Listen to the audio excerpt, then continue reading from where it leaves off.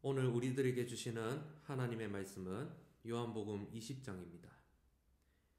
안식 후 첫날 일찍이 아직 어두울 때에 막달라 마리아가 무덤에 와서 돌이 무덤에서 옮겨진 것을 보고 시몬 베드로와 예수께서 사랑하시던 그 다른 제자에게 달려가서 말하되 사람들이 주님을 무덤에서 가져다가 어디 두었는지 우리가 알지 못하겠다 하니 베드로와 그 다른 제자가 나가서 무덤으로 갈새 둘이 같이 다름질하더니 그 다른 제자가 베드로보다 더 빨리 달려가서 먼저 무덤에 이르러 구부려 세마포 놓인 것을 보았으나 들어가지는 아니하였더니 시몬 베드로는 따라와서 무덤에 들어가 보니 세마포가 놓였고 또 머리를 쌌던 수건은 세마포와 함께 놓이지 않고 딴 곳에 쌌던 대로 놓여 있더라.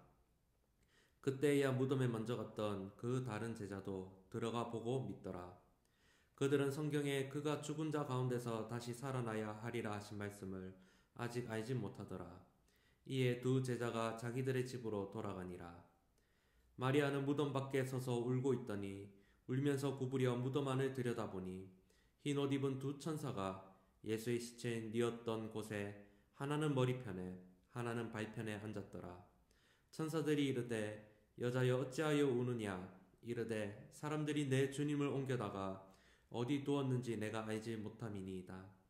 이 말을 하고 뒤로 돌이켜 예수께서 서 계신 것을 보았으나 예수이신 줄은 알지 못하더라.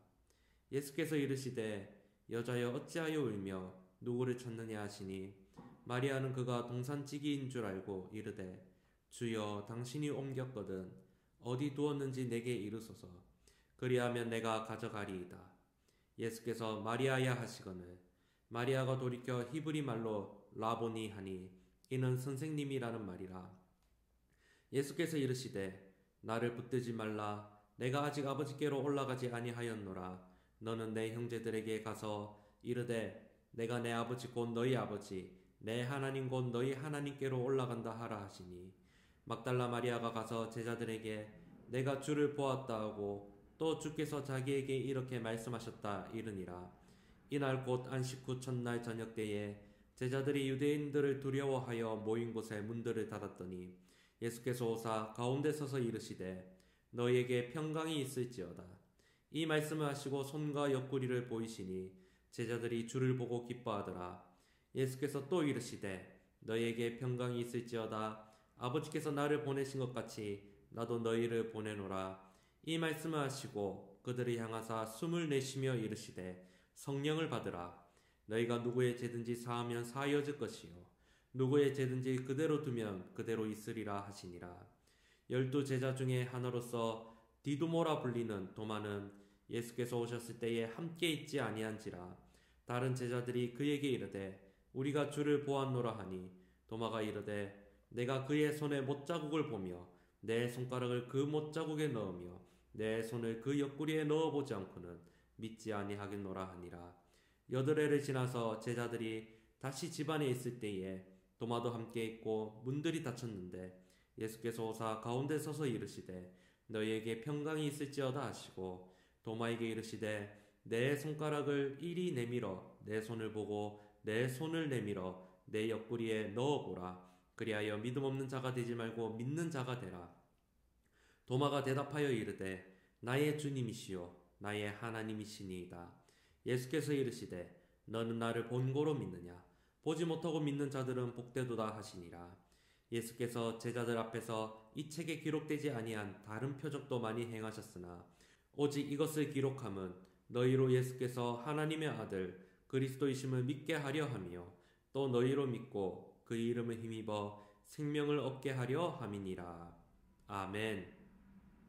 오늘 함께 읽은 요한복음 20장을 보면 예수님은 말씀하신 대로 십자가에서 죽으신 후 사흘째인 안식 후 첫날 부활하셨습니다. 예수님의 무덤을 방문한 마리아는 깜짝 놀랐습니다. 왜냐하면 무덤을 막고 있던 돌문이 열려 있고 예수님의 시신은 없어진 것을 보았기 때문입니다. 마리아는 이 사실을 베드로와 예수께서 사랑하시던 제자에게 전하게 되고 이 소식을 들은 두 제자는 무덤을 방문하게 됩니다.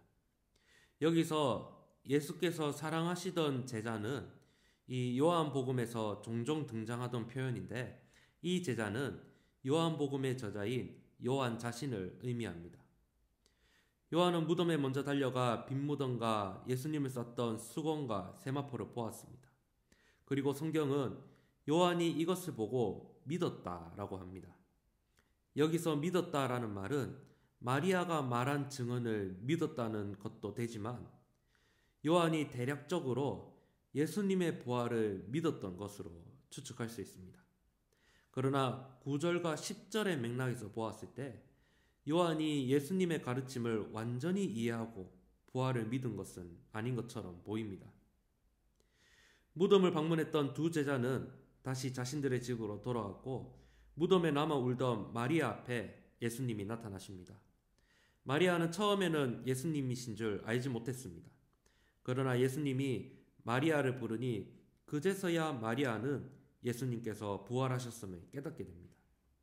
17절에 예수님께서 내 아버지께로 올라간다는 이 말씀은 부활하신 예수님이 제자들에게 주실 사명이 있음을 보여주는 말씀입니다. 예수님께서 부활하신 그날 저녁 제자들이 모여있는 그곳에 예수님께서 나타나십니다. 예수님은 제자들에게 너희에게 평강이 있을지어다 말씀하십니다. 이것은 그 당시의 형식적인 인사인 것 같지만 이 유대인들의 눈을 피해 두려움에 떨고 있던 제자들에게 평안과 소망을 주는 인사였습니다. 부활하신 예수님은 부활하신 몸 그대로 제자들에게 나타나셔서 그들의 믿음을 굳건하게 하셨습니다. 22절과 23절을 보면 예수님은 제자들에게 성령을 받으라고 말씀합니다. 그리고 성령을 받을 때에 허락되는 죄사함의 권능도 약속하십니다. 이미 예수님은 제자들에게 보혜사 성령을 보내주시겠다고 약속을 하셨습니다.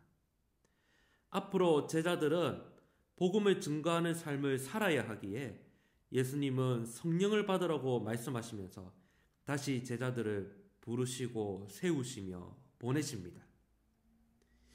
그러나 예수님이 제자들에게 나타나시던 그 현장에 없었던 한 제자가 있었습니다.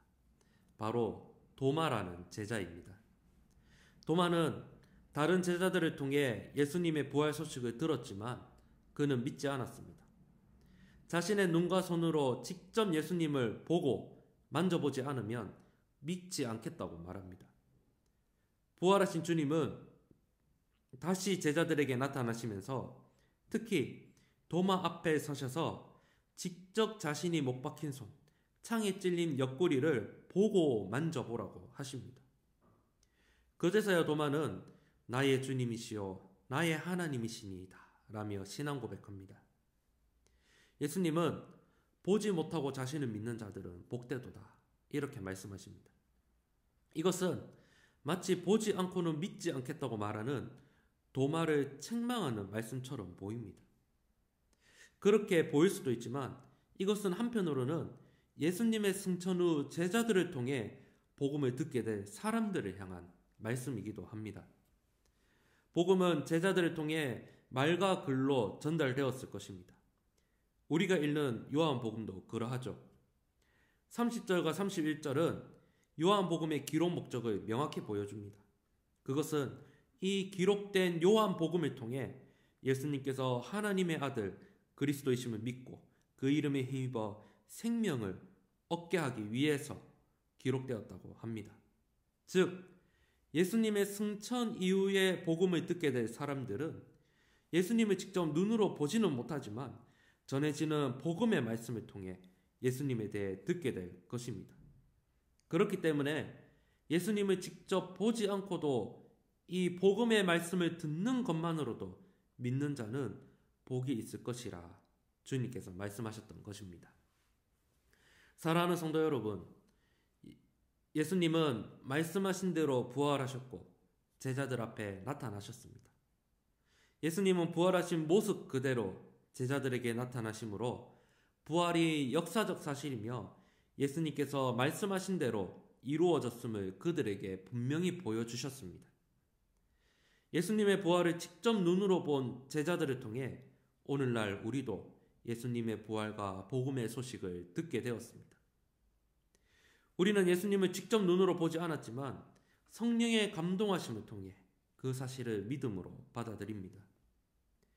복음의 말씀 자체가 예수님의 죽으심과 부활을 증언하고 있으며 그 자체가 생명을 주는 영적 능력이 됩니다.